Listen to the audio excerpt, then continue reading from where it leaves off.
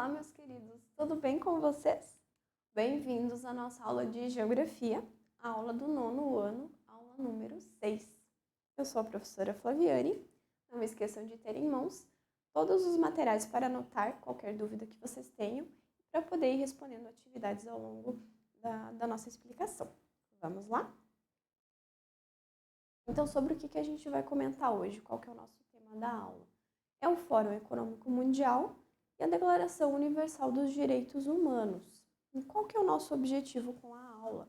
É conhecer, o que é o Fórum Econômico Mundial, a participação desse fórum nas relações internacionais e conhecer a Declaração Universal dos Direitos Humanos e a sua importância histórica. O Fórum Econômico Mundial. O que é o Fórum? Ela é uma organização internacional, Ela se trata de uma instituição completamente independente, ela não é subordinada a nenhum outro órgão, como a ONU, o Fórum, o Banco Mundial, o FMI. Então, o Fórum Econômico Mundial ele é independente de qualquer outro órgão. O Fórum Econômico, ou o FEM, que é a sigla, que ao longo da nossa aula eu vou falar FEM também, além de Fórum Econômico, então eu estou me referindo à mesma organização. Ele está localizado lá em Genebra, na Suíça. Ele é responsável pela organização de encontros anuais entre nações, com a colaboração de algumas corporações, algumas empresas privadas do mundo todo. Os encontros eles são realizados, na sua maioria, lá na cidade de Davos, na Suíça, e em razão disso ele também é conhecido como o Fórum de Davos. Então, Fórum Econômico Mundial, FEM, Fórum de Davos, nós estamos nos referindo à mesma instituição. Ele foi criado em 1971 com o nome Fórum Europeu de Gerenciamento. Assim como algumas outras organizações, semelhantes a esse fórum, o principal objetivo do FEM é melhorar as condições atuais do mundo. O fórum ele pretende fazer isso por quais ações, quais meios? Ações planejadas e executadas por líderes mundiais, líderes de nações, por economistas, empresários e investidores. Então, é unir todos os setores ali, os líderes mundiais, ali as nações, e alguns setores privados, economistas, empresários e investidores. Então, todos trabalhando em conjunto para encontrar soluções, melhorar as condições de vida no mundo. Os colaboradores, eles estudam e tentam compreender a situação dos países e principalmente dos impactos da globalização sobre o mundo. A intenção é diminuir os impactos negativos, tentando maximizar os aspectos positivos. Então, os aspectos negativos da globalização, essa diferença entre nações mais desenvolvidas e outras que não conseguem acompanhar, esse fluxo de mercadorias, de informações, de tecnologias, e maximizar, que é toda essa tecnologia para que ela possa ser aproveitada e usada por todos, Assim, podemos dizer que o Fórum Econômico ele tem como objetivo melhorar a situação do mundo, nos seguintes quesitos: econômico, político e social. O Fórum de Davos ele já foi diversas vezes utilizado como plataforma neutra para estabelecimento de relações diplomáticas e realização de pactos e acordos.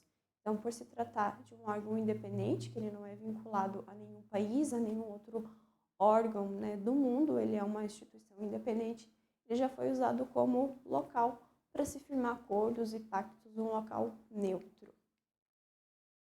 Foi em 1974 que essa organização começou a convidar políticos, dando origem ao encontro anual que acontece até hoje.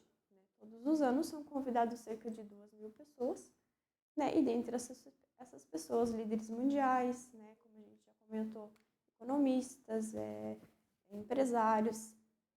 E os temas mais comuns, são esses aqui: comércio exterior, desenvolvimento, inclusão social, responsabilidade social, desenvolvimento sustentável, como a gente pode evoluir sem agredir tanto o meio ambiente, desigualdade e concentração de renda, como que a gente pode combater isso, colaboração, novas medidas para melhorar o futuro do mundo. Então, como a gente já tinha comentado, né, eles querem melhorar, né, melhorar nos aspectos econômicos, político e social. E para isso, eles normalmente debatem esses temas aqui. Além desses encontros, né, nos quais são discutidos esses temas ali em relação a todo mundo, o fórum também contribui gerando relatórios e pesquisas, né, nos mais variados setores.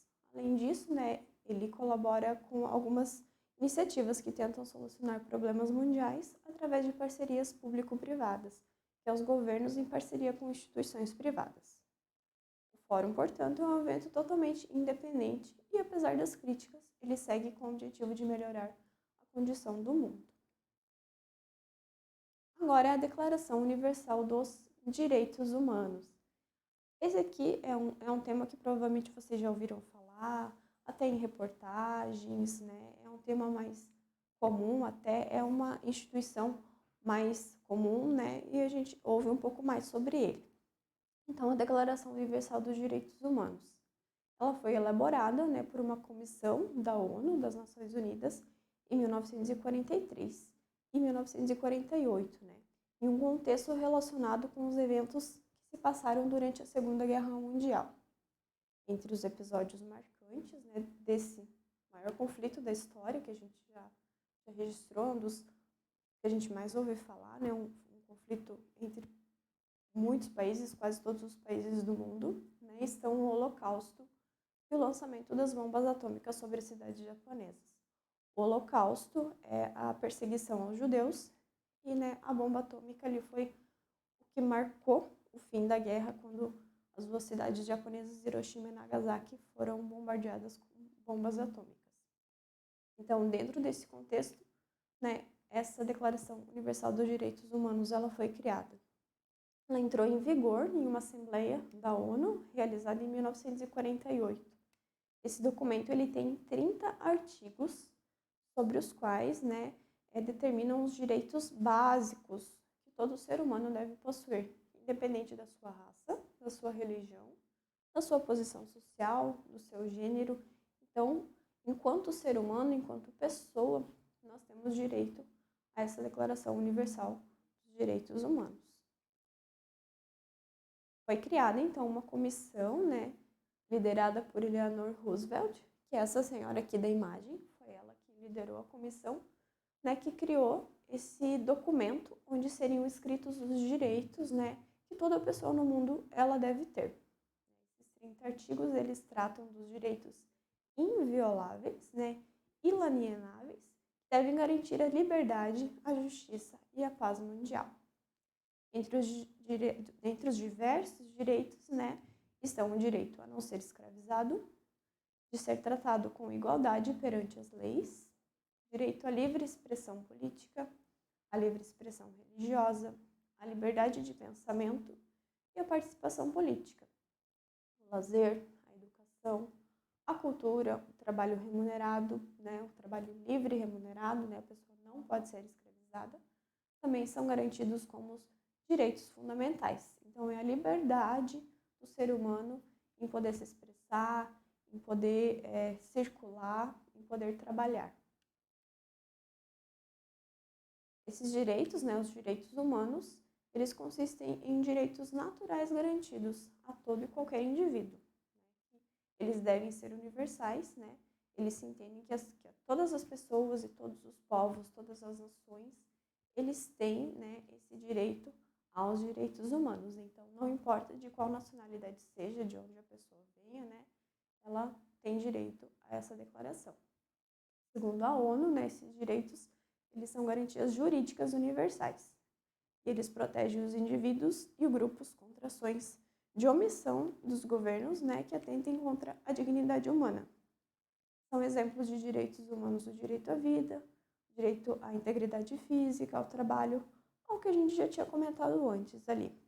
Hoje, essa declaração é assinada por 192 países que compõem as Nações Unidas, ali é a ONU.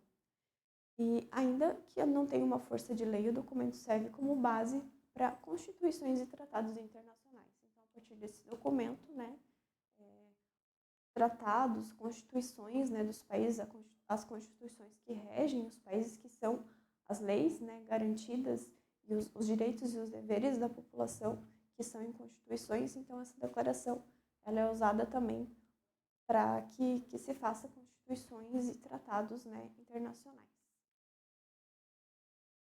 Então é isso, gente, uma aula um pouco mais curtinha, mas bem importante, né, com relação à economia, com relação a direitos ali, a relações internacionais entre países, nações e instituições.